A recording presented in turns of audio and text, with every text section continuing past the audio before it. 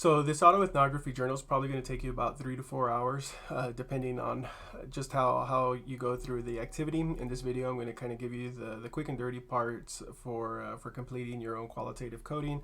However, know that I'm kind of giving you a very condensed version. If you were into this and you wanted to go a little bit deeper, you can get a book such as this one, the Coding Qualitative Manual for Qualitative Researchers. That's where I'm pulling out some of these methods. And again, know that I'm giving you the condensed version. This right here gives you the heavy in-depth pieces that you would learn. So as you go through this, the first thing that you need to do is you need to pick an activity where students frequent, and you want this to be an activity that, or an online activity that's going to be something relatively new to you, or something that you want to explore more. You're going to get a lot more out of this if this is something where your own students or students that you're around are commonly online. These things could be Roblox, it could be Fortnite, it can be YouTube. Now, the first thing is you're gonna have to journal your you're gonna journal where you actually are. So this is journal notes from a 30-minute video that I watched, and this is a video that I saw my son in. And how this works is you're gonna read each paragraph, and then as you go through each paragraph, you're gonna try and come up with like what are you trying to say when you write that paragraph.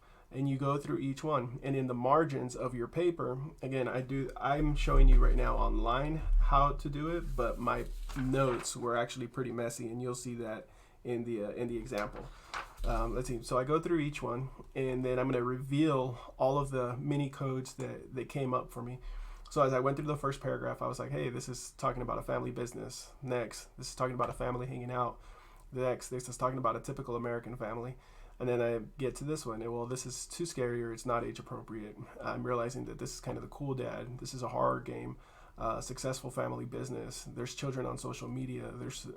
I'm noticing that the kids are writing like at a 3rd grade level. That's the teacher in me.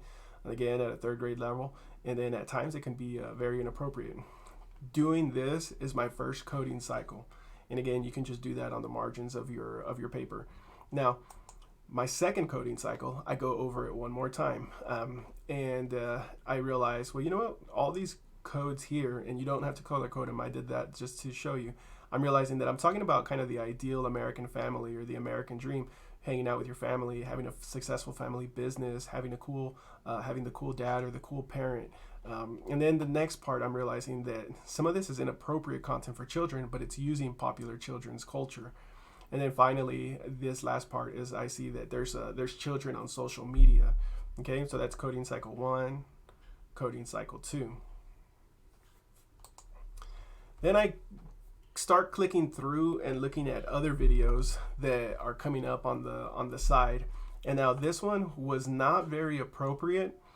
And as I start going through it, I realize what my codes are, or I start jotting down my codes based on the different paragraphs. There's an unknown author, an unknown origin, children's pop culture, accessible to any reader, slapstick comedy, crossover children's pop culture, horror, popular success, sexually suggestive, rated R, racist, angry parents, and then rated R. And so now I go through my next coding cycle. And in my next one, I realized that the content is actually unknown, where the content is coming from. And now I'm seeing that there's adult content using children's popular culture. It's extremely inappropriate. Some of the content is rated R or NR17. And this is actually not just from one video. What I did on this second one is I just started clicking across the page and going into different links. And then finally, I actually found parents complaining about the content of the video in Amazon Prime Video. But those videos were since taken down. And I explained kind of all that in the journal that I took. So the next piece is you want to actually go now from, you want to take those main themes, those cycle 2 ones, and you want to put them together. And when I put them together, I realize, okay, so let's see, the ideal American family, or the American dream, unknown content authors, inappropriate content authors, or content for children using popular culture, adult content using children for popular culture, children on social media, extremely inappropriate content, NR17, rated R, and then parents complaining.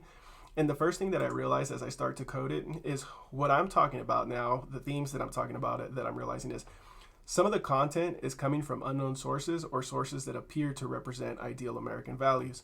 And then finally, the last thing is that the young children are being targeted on YouTube with adult content that is created using popular children's themes. And so this is concerning to me, because when I think about when I was a kid, a lot of these types of shows would be around. I'm thinking, like Cranky Anchors, or what is it called, South Park. But those shows didn't come out until later, like 10 o'clock, and they were on certain channels.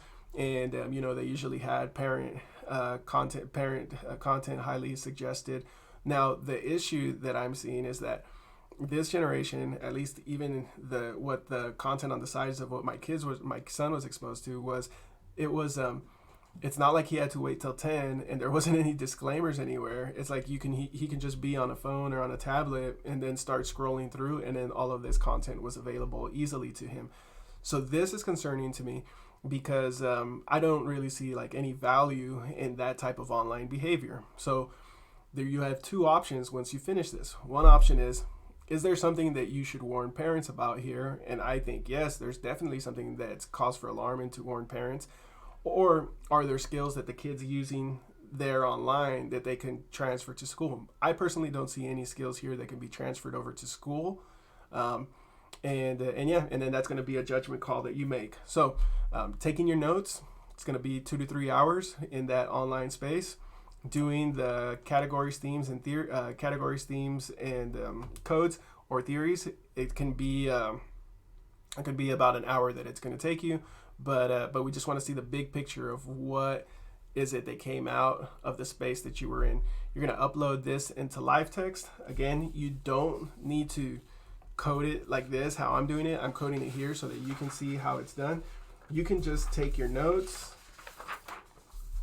You can just take your notes on paper, put them into the margins. You can do your codes similar to this. You can add images. On mine, I added images. You almost had to like see it to believe what was there. And you could submit them at the end as a PDF. You could submit it as a PDF. Or however you like. It's up to you how you submit it, but it doesn't all have to be technology based. Actually, for me, it's easier to code using paper and pencil, and that's one way you can do it. If you want to do it how I present it to you, by all means, go ahead and do that, but just make sure you upload that. Reach out if you have any questions, and have a great week.